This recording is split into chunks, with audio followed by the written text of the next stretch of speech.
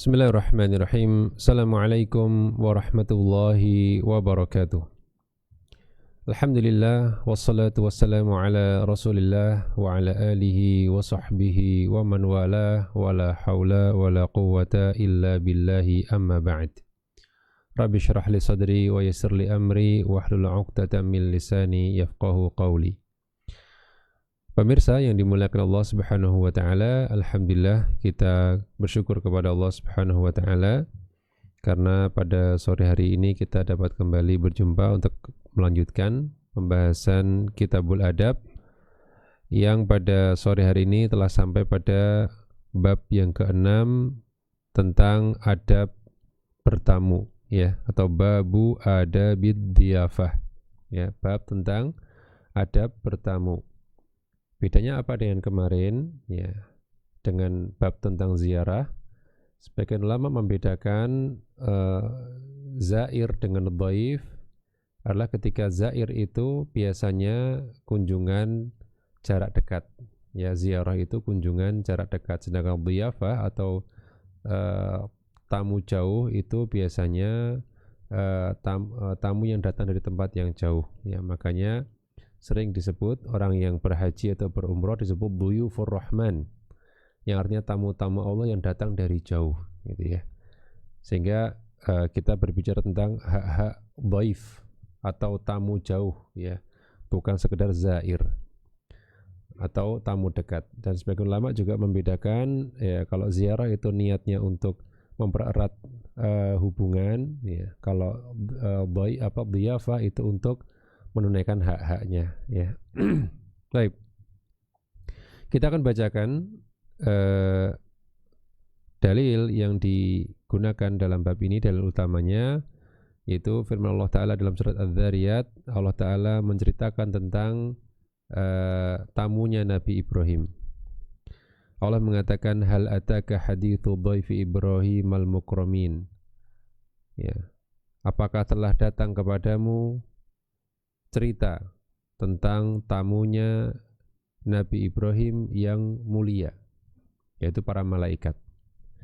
Idh dakhalu alaihi faqalu salama, ketika mereka menemui Ibrahim dan mengatakan salam.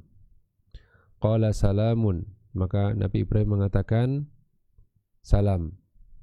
Qaumun munkarun, kalian adalah orang-orang yang tidak dikenali, saya tidak kenal dengan kalian.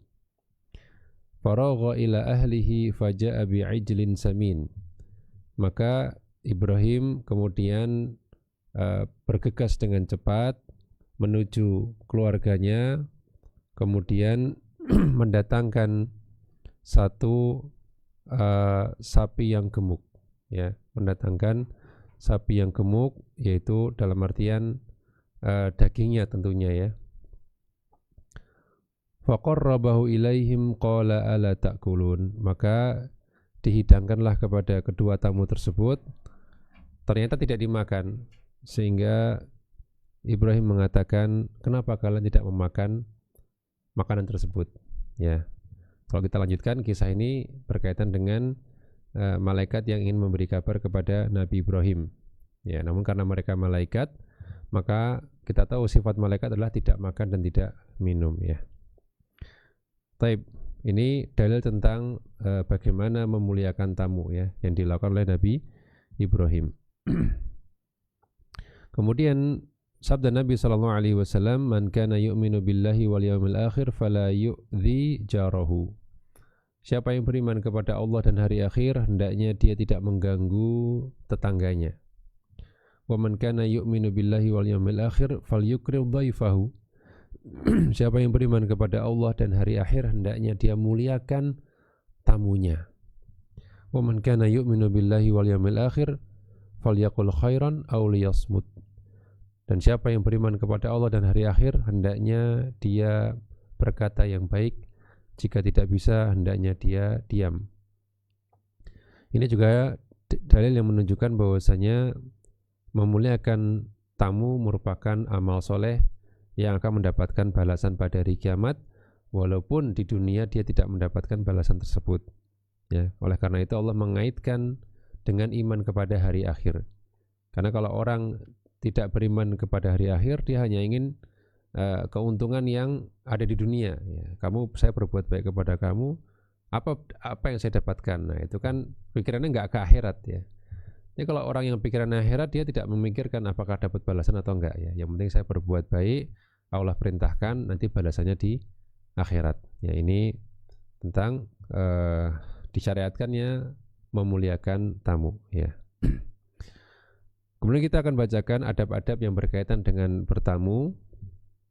Yang pertama adalah ijabatud da'wah, yaitu memenuhi undangan.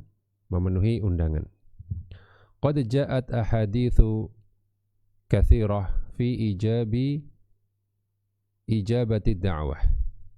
Datang dalam banyak hadis yang menunjukkan wajibnya menjawab undangan atau memenuhi undangan. Minha qauluhu SAW, di antaranya hadis Nabi SAW, haqqul muslimi 'alal muslimi khamsun. Hak seorang muslim yang harus ditunaikan muslim lainnya adalah 5. Raddus salami, yang pertama menjawab salam ketika disalami. Wa 'iyadatul marid, dan menengok saudaranya yang sakit. Wa tiba'ul janaiz, dan mengiringi jenazahnya. Wa ijabatud da'wah, dan memenuhi undangannya. Wa tashmitul 'atish, dan mengucapkan atau mendoakan orang yang bersin. Inilah 5 hal yang harus dipenuhi oleh seorang muslim kepada muslim lainnya. Salah satunya adalah memenuhi undangan ketika diundang. Kemudian juga sabda Nabi SAW, ajibu hadhihi da'wah idza du'itum laha. Penuhilah undangan ini jika kalian diundang untuknya. Kemudian perawi mengatakan wa kana Abdullah ibnu Umar ya'ti da'wata fil ursi wa ghairul urs wa huwa shaim. Dan diriwayatkan bahwasanya sahabat Abdullah bin Umar, beliau mendatangi undangan baik itu undangan pernikahan atau yang selainnya dalam kondisi beliau sedang berpuasa. Berarti sangat ditekankan ya, walaupun puasa pun ya beliau tetap datang. Wa jumhuru ahli ilmi ala anna ijabata da'wati mustahabbah illa da'watal urs ya. Mayoritas ulama berpendapat wajibnya berpendapat disunahkannya atau dianjurkannya menghadiri undangan kecuali undangan pernikahan, fa innaha wajibah indahum. Kecuali undangan pernikahan ya. Jadi undangan-undangan yang lain selain pernikahan hukumnya mustahab, dianjurkan saja. Ya, kalau enggak datang ya tidak ada konsekuensi dosa. Kecuali undangan pernikahan, fa innaha wajibah. Kalau undangan pernikahan, walimah, maka wajib dihadiri menurut mayoritas ulama. Dalilnya adalah sabda Nabi SAW, syarrut ta'ami ta'amul walimah yud'a lahal aghniya wa yutrak al-fuqara. Ya, makanan yang paling jelek, makanan yang paling buruk adalah makanan walimah yang mana di situ diundang orang-orang kaya dan orang-orang miskinnya tidak diundang. Maka makanan yang disajikan di situ adalah makanan yang paling jelek. Wa man taraka da'wata faqad 'asallaha wa rasulah, dan siapa yang tidak memenuhi undangan maka dia telah bermaksiat kepada Allah dan Rasulnya. Ini dalil yang cukup tegas ya.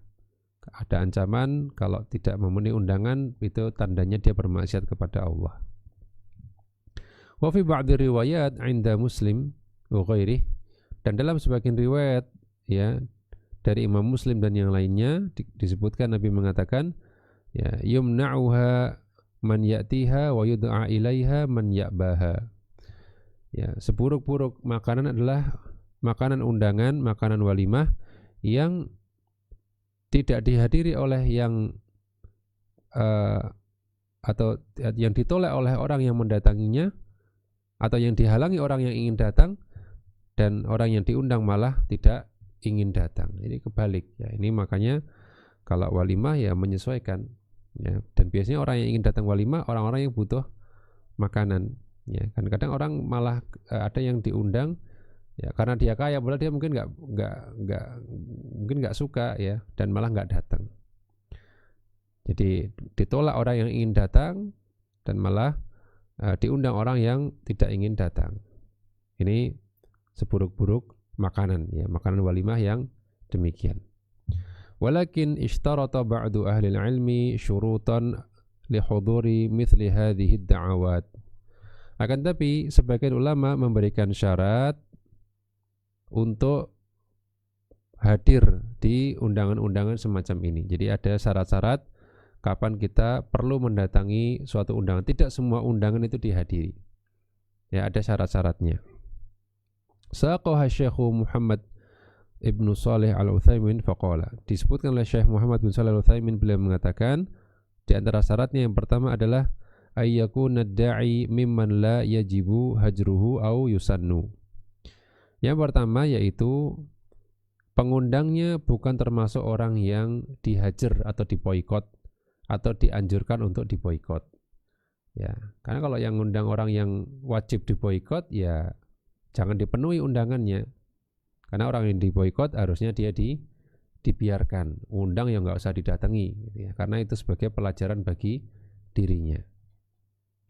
Kemudian yang kedua, syarat kita menghadiri undangan adalah alla yakuna hunaka munkar fi makani da'wah, yaitu tidak ada kemungkaran di tempat undangan. Fa in kana hunaka munkar fa in amkanahu izalatuhu wajaba alaihi al-hudur li sababain. Kalau ada kemungkaran dan dia mampu untuk mengubah kemungkaran tersebut, maka wajib untuk menghadiri undangan tersebut karena dua alasan.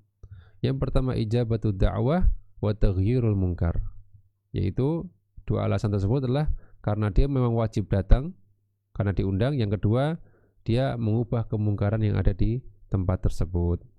Wa in kana la yumkinuhu izalatuhu haruma alaihi al-hudur. Dan kalau dia tidak mampu mengubah kemungkaran yang ada di situ, maka haram baginya untuk menghadiri undangan yang di situ ada keharaman. Kemudian yang ketiga, syaratnya adalah an ayyakuna da'i musliman wa illa lam tajib al-ijabatu liqaulihi sallallahu alaihi wasallam haqqul muslim 'alal muslim sittun. Syarat yang ketiga yaitu hendaknya pengundangnya ini muslim. Ya. Kalau dia bukan muslim, maka tidak wajib memenuhi undangan tersebut berdasarkan hadis Nabi, haqqul muslim 'alal muslim. Hak muslim satu dengan muslim lainnya. Ya. Maksudnya tidak wajib bukan berarti tidak boleh. Ya, kalau non muslim, ya artinya kalau non muslim mengundang itu tidak sewajib kalau muslim yang mengundang. Karena kalau kita bicara kenapa wajib, karena dia seorang muslim, kita wajib menghadiri undangan seorang muslim. Kalau dia non muslim boleh, tapi tidak wajib. Ya, boleh kalau ada undangan, misalnya dia undang makan-makan di rumahnya, ya selama kita tahu makanannya halal, ya. Kemudian dia ada suatu yang dia rayakan, ya, dan itu hal yang mubah, maka boleh menghadiri undangan non muslim, ya, dan tidak wajib, ya, namun tidak wajib. Ya, jadi dalilnya apa tadi? Hak seorang muslim kepada muslim lainnya, yang mana di dalam salah satu hak tersebut adalah idza da'aka fa'ajibhu. Itu ketika dia mengundangmu, maka hendaklah hendaklah engkau mendatangi undangan tersebut. Yang keempat adalah alla yakuna kasbuhu haraman. Di antara syarat bolehnya kita menghadiri undangan adalah pendapatan dari yang mengundang itu pendapatan yang halal dan bukan yang haram, ya. Jadi tidak boleh menghadiri undangan orang yang pendapatannya haram. Li'anna ijabatahu tastalzimu an ta'kula ta'aman haraman. Karena memenuhi undangannya mengkonsekuensikan engkau akan memakan makanan yang haram. Wa hadza la yajuz, dan tentu ini tidak boleh. Wa bihi qala ba'du ahli ilm, dan ini dikatakan oleh sebagian ulama. Artinya tidak semua ulama melarang hal ini. Wa qala akharun, nah sebagian lagi ulama mengatakan maka muharraman likasbihi fa inna ma ithmuhu 'alal kasib la 'ala man akhadahu bi tariqin mubah minal kasib.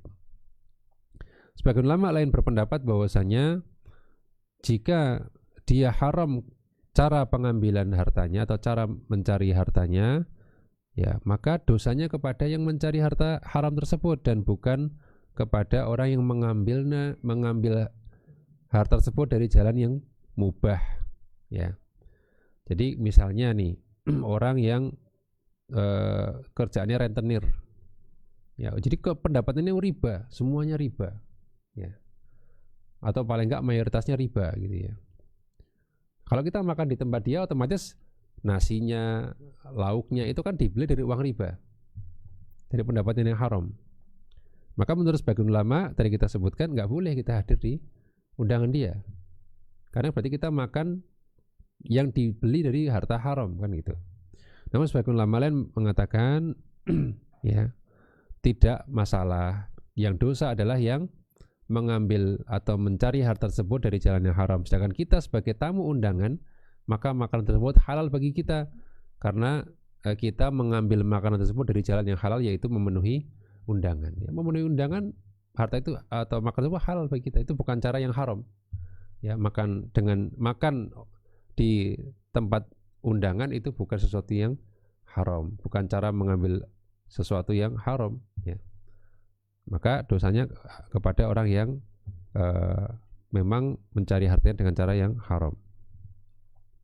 Bi khilafi ma kana muharraman li'ainihi kal khamri wal maghsub wa nahwihima wa hadzal qaul wajih. Tsumma saqal adillah. Beda dengan kalau makanan tersebut itu haram secara zatnya, bukan secara cara memperolehnya. Jadi kalau tadi kan gajinya dari si pengundang ini adalah gaji haram, nah ini kan ini ada khilaf di kalangan ulama. Ada yang mengatakan ya nggak boleh, ada yang mengatakan boleh. Anda datang sebagai tamu undangan, Anda halal memakan makanan dia, terlepas dari dia dapat makanan itu dari mana. Kecuali jika memang makanan itu makanan yang secara ainnya haram, seperti khamr. Khamr mau diapa-apakan juga nggak bisa jadi halal gitu ya. Atau maghsub, atau barang curian atau barang rampasan, ya. Kita tahu bahwasanya dia ternyata makanan itu dia curi gitu ya, taruh misalnya, atau dirampas dari orang, ya, maka ini jelas tidak boleh, ya. Dan ini adalah pendapat yang cukup kuat dan beliau membawakan dalil-dalil yang menguatkan pendapat ini. Ala kulli hal kita bersikap hati-hati, ya. Jika memang kita mampu untuk tidak memenuhi undangan orang yang hartanya haram, sebaiknya kita hindari. Tapi kalau memang tidak bisa dihindari, ya mungkin tetangga sebelah, ya nggak mungkin kalau nggak dihadiri, ya mudah-mudahan insya Allah tidak masalah. Taib. Yang berikutnya, yang ke-5 adalah alla tatadammanul ijabatu isqata wajibin aw ma huwa aujabu minha. Yaitu syaratnya adalah hendaknya ketika memenuhi undangan tersebut tidak mengkonsekuensikan melalaikan yang wajib atau menggugurkan suatu kewajiban atau yang lebih wajib daripada menghadiri undangan, ya. Menghadiri undangan tapi melalaikan cari nafkah. Nah, harusnya dia cari nafkah, istrinya nunggu di rumah, ya. Yang mana kalau hari itu dia nggak cari nafkah, istrinya nggak makan, misalnya anak istrinya nggak makan, ini nggak boleh. Kenapa? Memberi nafkah anak istri lebih wajib daripada memenuhi undangan. Sama-sama wajib, tapi dia lebih wajib lagi. Sehingga memenuhi undangan di sini syarat bolehnya adalah ketika tidak menggugurkan kewajiban. Atau misalnya memenuhi undangan tapi mengharuskan untuk misalnya membuka aurat misalnya. Undangannya syaratnya pakai celana pendek di atas paha, misalnya, ini contohnya. Ini berarti memenuhi tapi menjadikan dia melalaikan kewajiban, ya. Maka ini tidak boleh, ya. Fa in tadammana dzalika harumat al-ijabah. Kalau dia mengandung kelalaian atau meninggalkan suatu kewajiban, ya, atau menjadikan dia menggugurkan satu kewajiban lain, maka ini haram untuk memenuhi undangannya. Yang keenam, ya, adalah alla tatadammanu dararan 'alal mujib, ya, yaitu tidak mengandung mudarat bagi yang memenuhi undangan. Misal contoh ayyahtaja ila safarin au mufaraqati ahlihi al-muhtajina ila wujudihi bainahum. Ya, jangan sampai undangan itu menimbulkan mudarat bagi orang yang memenuhi undangannya. Ya, misalnya dia harus safar jarak jauh. Kalau sudah safar nggak wajib. Ya, kadang kita dapat undangan dari orang yang berbeda pulau. Ya, kita boleh datang kalau memang itu teman dekat ya, teman konco kental ya bahasa kita ya, atau saudara ya, sebaiknya dihadiri karena ya apa namanya, dia punya harap, tapi tidak wajib karena apa, merepotkan ya, safar ya, atau mengharuskan seorang berpisah dengan keluarganya yang butuh kepada dia. Tadi yang kita sampaikan ya, tidak setiap orang itu bisa meninggalkan keluarganya dalam waktu yang lama gitu ya. Ada keluarga yang mungkin harus selalu didampingi ya, sehingga kalau ditinggalkan maka menimbulkan mudarat, maka tidak wajib untuk memenuhi undangan tersebut ya, bahkan jangan dihadiri karena ada yang lebih penting di rumah. Ini beberapa syarat yang disebutkan oleh Syekh Utsaimin tentang kapan kita perlu menghadiri undangan dan kapan kita tidak perlu, bahkan tidak boleh menghadiri undangan tersebut ya. Wa nazidu aidan, dan kami menambahkan ya, ada tambahan dari penulis, yaitu alla yu'ayyina ad-da'i al-mad'uwa wa la yakhussuhu bid-da'wah fa illam yu'ayyinuhu ka'ayatakallama ad-da'i fi majlisin 'am fala tajibu hina idzin hadhihi ad-da'wah li'annaha da'watu al-jafali. Taib. Yang syarat yang ditambahkan oleh penulis ini adalah jika pengundang itu tidak menentukan siapa yang diundang atau tidak mengkhususkan undangan itu buat siapa, maka tidak wajib menghadirinya. Ya, semisal dia mengumumkan ya di satu majelis umum ya undangan, dia tidak ditujukan ke siapa, pokoknya undangan aja.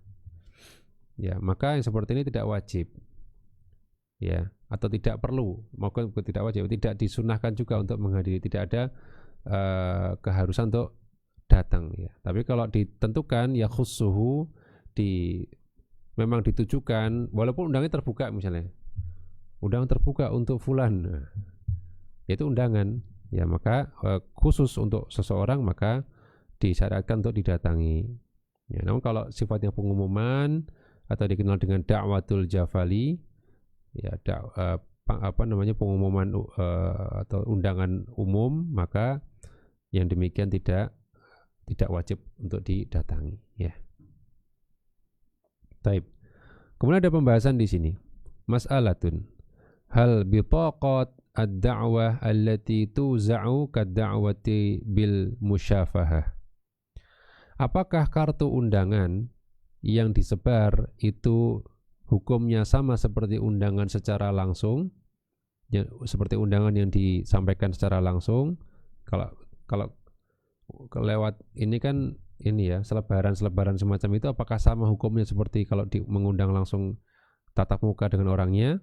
Jawabannya adalah al-bitaqat allati tursalu ilan nas wala yadri aw wala yudra liman dhahabat ilaihi fayumkinu an naqula innaha tushbihu da'watal jafali.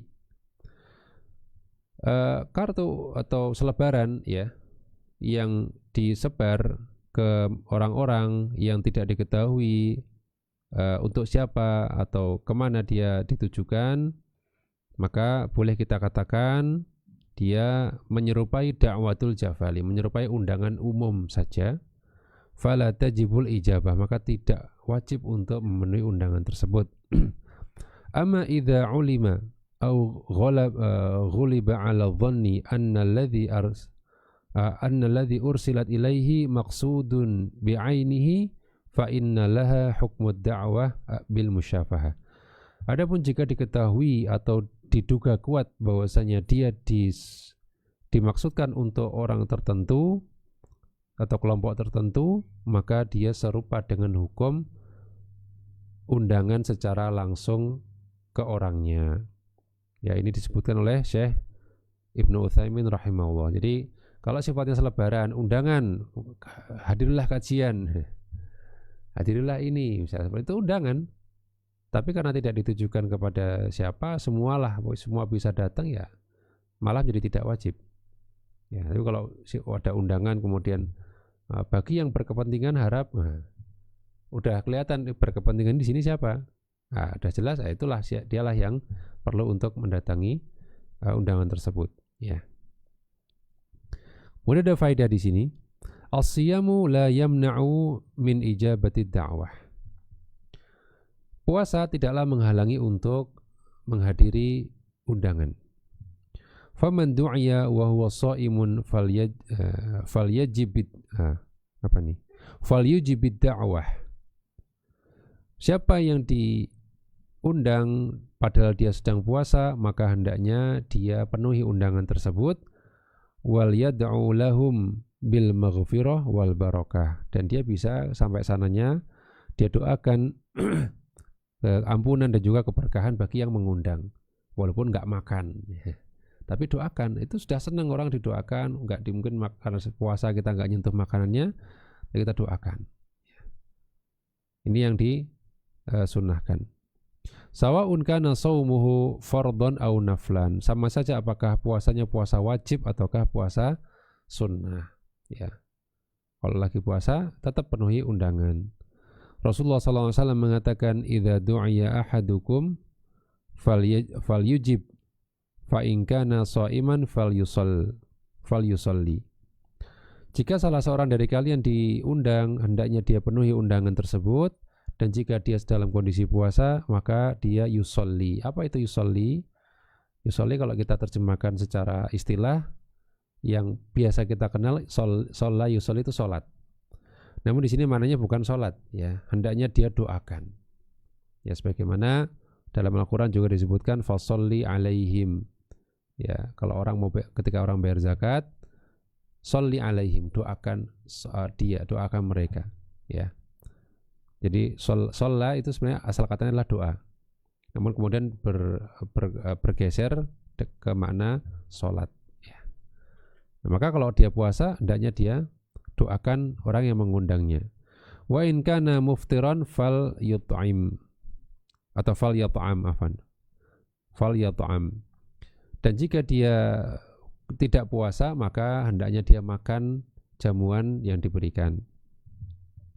Maka sabda Nabi falyusalli fussira fi ba'di riwayat inda Ahmad wa ghairihi bi annaha du'a. Makna dari falyusalli ditafsirkan oleh sebagian riwayat dari Imam Ahmad dan yang lainnya bahwasanya makna dari shalla adalah doa, ya, maksudnya adalah doakan. Fa in kana shaiman falyusalli yakni ad-du'a, ya. Kalau dia puasa, ya dia doakan. Dalam hadis Abu Sa'id Al-Khudri, ya, Nabi SAW atau beliau mengatakan, sona'tu li Nabi SAW ta'aman. Suatu ketika aku pernah membuatkan makanan untuk Nabi SAW.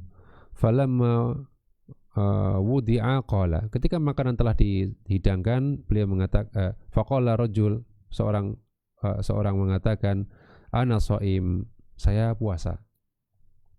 Faqala Rasulullah SAW, maka Nabi mengatakan, da'aka akhuka wa takallafa lak.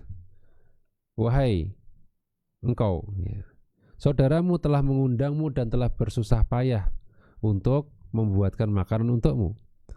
Ya, aftir wasum makanahu in syi'ta. Maka sekarang kamu berbuka aja, makan aja. Dan nanti kamu puasa sebagai ganti dari yang sekarang. Jadi nanti puasa lagi di waktu yang lain. Sekarang karena saudaramu sudah membikinkan makanan, nah, kalau nggak dimakan nanti dia akan sedih, ya, maka aftir, ya, berbukalah atau makanlah. Imam Nawawi menjelaskan, wa amma shaimu fala khilafa annahu la yajibu alaihi al-akl. Orang yang berpuasa maka tidak ada perbedaan pendapat di kalangan ulama bahwasanya dia tidak wajib untuk makan. Ya, secara asal tetap nggak wajib membatalkan puasanya. Lakin akan tapi, in kana shaumuhu fardhan lam yajuz lahu al-akl li'anna al-fardha la yajuzul khuruju minhu. Tapi kalau puasanya puasa fardu, puasa Ramadan atau puasa nazar, ya, atau puasa qada, maka tidak boleh untuk makan karena kewajiban tidak boleh ditinggalkan. Wa in kana naflan jaza lahul fitr wa tarakahu. Kalau dia puasanya puasa sunnah, nah itu boleh untuk kemudian berbuka dan meninggalkan puasa tersebut. Fa in kana yashukku ala sahibi ta'am saumuhu fal afdal al fitru. Kalau puasa itu malah menjadikan susah bagi yang menyediakan makanan, seperti misalnya udah dimasakin ya, nggak dimakan, itu kan menyusahkan. Maka yang lebih afdal lah udah berbuka aja, udah dimasakin ya, berbuka aja. Wa illa fa itmamu shaum. Kalau enggak merepotkan, enggak menyusahkan ya, maka hendaknya dia lebih baik adalah menyempurnakan puasanya. Wallahu a'lam. Jadi ya ada yang misalnya bertamu kemudian mungkin disuguhinya teh sama makanan-makanan yang sudah standby di situ, sudah seperti lebaran gitu ya, sudah ada toples-toples, dia enggak bersusah payah untuk sengaja memuliakan tamu ini ya, maksudnya memang sudah ada, tinggal bikin teh jadi gitu.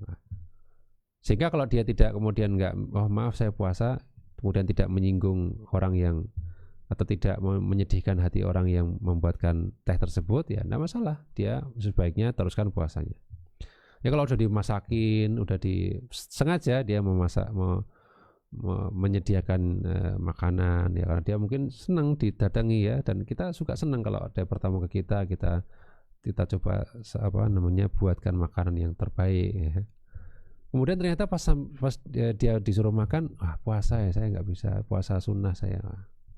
Ini maka yang lebih utama adalah dia berbuka saja ya. Taib. Ini berkaitan dengan adab yaitu atau tentang puasa ya. Kemudian yang berikutnya yaitu kewajiban memuliakan dhaif, yaitu tamu jauh ya. Al ahaditsu qadiyatun biwujubi ikramid dhaif wan nadbi ilaih. Hadis-hadis itu banyak yang menyatakan wajibnya memuliakan tamu ya, yang datang kepadanya. Dari Uqbah bin Amir radhiyallahu anhu yang mengatakan, qulna ya Rasulullah innaka ya tab'atsuna fananzilu biqaumin fala yaqrunana fama tara. Uqbah bin Amir pernah berkata, wahai Rasulullah, ya, engkau telah mengutus kami kepada suatu kaum, kemudian kami singgah di kaum tersebut, ternyata mereka tidak menjamu kami, tidak dijamu sama yang di tempat tujuan. Fama taro, apa pendapatmu? Maka Nabi SAW mengatakan, ya, in nazaltum biqaumin fa'amaru lakum bima yanbaghi lidhaifi faqbalu. Jika kamu mampir di tempat suatu kaum dan mereka memerintahkan pelayan mereka untuk memuliakan tamu atau menjamu tamu, ya, maka atau menjamu sesuatu yang layak untuk dijamukan kepada tamu, maka terimalah jamuan tersebut. Fa illam yaf'alu fakhudhu minhum haqqad dhaifil ladzi yanbaghi lahum. Dan kalau mereka tidak melakukannya, mereka tidak menjamu kalian, maka ambillah dari mereka hak-hak tamu yang seharusnya mereka penuhi. Ya, ini hadis ini menunjukkan besarnya hak orang yang bertamu. Ya. Tadi kita katakan dhaif itu bukan sekedar tamu yang tetangga gini ya, tapi tamu jauh. Ya. Dan dalam lafaz Tirmidzi disebutkan in abau illa an ta'khudhu kurhan fakhudhu. Ya. Dan jika mereka tidak mau kecuali dengan paksaan, maka ambillah hak kalian. Demikian pula sabda Nabi SAW, 'Ad-dhiyafatu thalathatu ayyam. Ya, memuliakan tamu itu adalah jangka waktunya 3 hari. Wajaizatuhu yaumun wa lailah, dan minimal itu adalah sehari dan semalam. Wala yahillu lirajulin muslimin ayyuqima 'inda akhihi hatta yu'thimahu, dan tidak halal bagi seorang muslim untuk tinggal di sisi saudaranya sampai membuat dia berbuat dosa, membuat dia jadi berbuat dosa. Qalu ya Rasulullah, maka para sahabat bertanya, wa kaifa yu'thimuhu, bagaimana tinggalnya seorang di tempat saudaranya itu membuat si tuan rumahnya jadi berbuat dosa? Qala yuqimu indahu wa la syai'a lahu yaqrihi bihi. Dia tinggal di situ namun tidak ada yang bisa diberikan kepadanya, malah jadi dosa, ya. Sehingga Imam Nawawi menyebutkan bahwasanya al-ijma', ya, ada Imam Nawawi menyebutkan ijma' ala dhiyafati. Ya, Imam Nawawi menyebutkan kesepakatan ulama tentang wajibnya memuliakan tamu, ya. Wa annaha min mutaakkidat al-Islam, dan bahkan dia merupakan di antara hal-hal yang ditekankan dalam Islam. Thumma bayyana khilafal ulama fi wujubiha wa sunniyatiha. Kemudian beliau menyebutkan perbedaan pendapat di kalangan ulama tentang wajibnya dan sunnahnya. Famalik wa Syafi'i wa Abu Hanifah yarawna annaha sunnah wa laysat biwajibah. Ya, Imam Malik, Imam Syafi'i dan Abu Hanifah mereka berpandangan bahwasanya memuliakan tamu hukumnya sunnah dan bukan wajib. Wa hammalu al-ahadith ala ashbahiha min al-ahadith al-ukhra ka hadith ghuslil jum'ah wajibun ala kulli muhtalim wa ghairihi. Kemudian beliau menyebutkan dalil-dalil atau berdalil dengan dalil-dalil yang juga menyebutkan wajib tapi sebetulnya sunnah.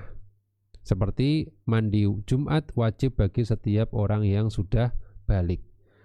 Kan disebutkan ghuslul jum'ah wajibun. Ya, mandi Jumat itu wajib. Padahal kalau kita simpulkan hukumnya apakah mandi Jumat wajib? Jawabannya tidak. Ya, tapi dengan lafaz wajib. Sehingga ini mereka berdalil dengan hadis-hadis yang kurang lebih sama maknanya. Hadis ini mengatakan wajib tapi sebetulnya adalah hanya sunnah muakkad saja, ditekankan saja tapi tidak sampai wajib, ya. Jadi ijma' yang disebutkan Nawawi di sini adalah ijma' tentang disyariatkannya dhiyafah atau memuliakan tamu. Namun mereka berbeda dalam kesunahannya dan juga apakah dia sunnah ataukah wajib. Kemudian waqala al-Laits wa Ahmad bi wujubi dhiyafah yauman wa lailah. Kemudian kalau menurut Al-Laits bin Sa'ad, ya, seorang ulama besar juga, Al-Laits bin Sa'ad dan juga Ahmad, ya, beliau berdua berpendapat wajibnya memuliakan tamu minimal sehari semalam. Wa qayyada Ahmad dzalika ala ahli al-qura wal badiyah dunal madan, ya. Dan Imam Ahmad membatasi kewajiban dhiyafah atau memuliakan tamu ini hanya untuk para penduduk desa, bukan penduduk kota, ya. Jadi karena pada umumnya penduduk desa tidak sama dengan penduduk kota, ya, sehingga dibatasi memuliakan tamu ini untuk penduduk desa yang biasanya jauh, ya. Sedangkan di kota biasanya ada tempat penginapan, ada tempat-tempat yang memang bisa disewa untuk menginap, maka tentu berbeda antara kalau orang di tempat desa nggak ada penginapan, mau nggak mau harus ke rumah orang yang dituju, ya. Maka kewajiban di sini berkaitan dengan orang-orang yang ada ahlul qura wal badiyah, yaitu orang-orang di pedesaan, ya. Faidah, ada tambahan faidah di sini. Fil hadits an-nahyi an baqa'il dhaif akthar min 3 ayyam hatta la yuqi' man istadhafahu fil ithm. imma bidhanni bihi ma la yajuz au ikhtiyabuhu au nahwu dzalik. Dalam hadis tentang larangan untuk seorang tamu tinggal lebih lama dari 3 hari sehingga tidak menimbulkan dosa atau tidak membuat orang yang menjamunya berdosa, baik itu dengan suudzon, ya, dzon atau prasangka yang tidak dibolehkan, atau dengan menggibahnya atau semisalnya. Ya, 3 hari itu maksimal. Kalau lebih dari 3 hari dia masih tinggal di situ, ya nanti yang punya tuan rumah keberatan, dia akan terjerumus dalam dosa, ya. Wah, ini orang ngerepoti aja, ya. Terus atau misalnya mungkin dia akan menggibah dia, itu dosa jadinya. Maka di antara hikmah larangannya adalah supaya tidak menjerumuskan tuan rumahnya kepada dosa, ya. Al-Khattabi menjelaskan, la yahillu lidh-dhaifi ay yuqima 'indahu ba'da 3 ayyam min ghairi istid'a hatta yudayyiq sadrahu fayubtil ajrahu. Tidak halal bagi seorang tamu untuk tinggal di sisi yang ditamui atau sisi tuan rumah setelah 3 hari tanpa undangan atau tanpa permintaan dari si punya rumah. Kalau ada istid'a, ada istilahnya permintaan gitu ya. Enggak, kamu terusin aja, kamu jangan cuma 3 hari, nginep lagi misalnya gitu ya. Nah, ini pengecualian. Kalau tidak ada seperti itu maka tidak boleh lebih dari 3 hari, ya. Hatta yudayyiq sadrahu, yang mana itu akan membuat setelah 3 hari itu akan sempit dadanya dan bahkan membuat dia jadi hilang pahalanya. Sudah baik-baik 3 hari, setelah itu nggak ridho, nggak ikhlas menggibah dia, ini malah bisa membatalkan pahalanya. Kalau memuliakan tamu pahalanya besar. Nah, tapi kalau kelebihan malah jadi dosa, ya. Ibnu Jauzi mengatakan ketika menjelaskan sabda Nabi SAW, hatta yu'thimahu wa dzalika annahu idza lam yakun lahu ma yuqrihi bihi tasakhkhata bi iqamatihi. Yang demikian itu, kalau tidak ada sesuatu yang bisa dipakai untuk menjamunya, maka dia akan murka dengan tinggalnya dia di situ. Wa rubbama dzakarahu biqabih, dan bahkan bisa jadi dia akan menyebutnya dengan sebutan-sebutan yang tidak pantas, ya. Wa rubbama athima fi kasbi ma yunfiquhu alaihi, bahkan boleh jadi dia akan berdosa karena ketika berusaha mencari sesuatu yang bisa untuk memenuhi kebutuhan tamunya ini. Dia banyak sekali potensi-potensi dosa yang timbul ketika seorang tinggal lebih dari 3 hari. Walakin yustathna min dzalika idza ulima ad-dhaif atau idza alima ad-dhaif anna man dhayyafahu la yakrahu dzalik. Namun ini dikecualikan jika tamu ini memang sudah paham dan tahu persis bahwasannya yang menjamunya ini tidak keberatan. Ya, tidak keberatan, maka boleh. Ya, contohnya kita berkunjung ke saudara, ya, mungkin kita punya saudara di mana, di Magelang atau di Semarang atau mungkin di Sumatera, ya. Ya, dia senang dikunjungi karena dan dia mungkin jangan bentar doang sih, kita agak lama sedikit. Nah, dia paham kalau saudara ini, ya, dia pengen kita lama di sana, ini enggak masalah, ya, enggak masalah. Au annahu talaba minhu al-mukuth, atau memang dia yang minta. Kadang kita sudah paham, dia tidak keberatan, kadang dia sendiri yang minta. Kok cuma 3 hari, kok cuma 4 hari, seminggulah di sini gitu, ya. Maka ini menjadi tidak masalah, ya. Ya. Au annahu talaba minhul mukuth akthar min dzalik, ya, dia memang minta untuk lebih dari 3 hari. Amma idza syakka ad-dhaifu fi halid madhif fal aula lahu alla yabqa ba'da 3.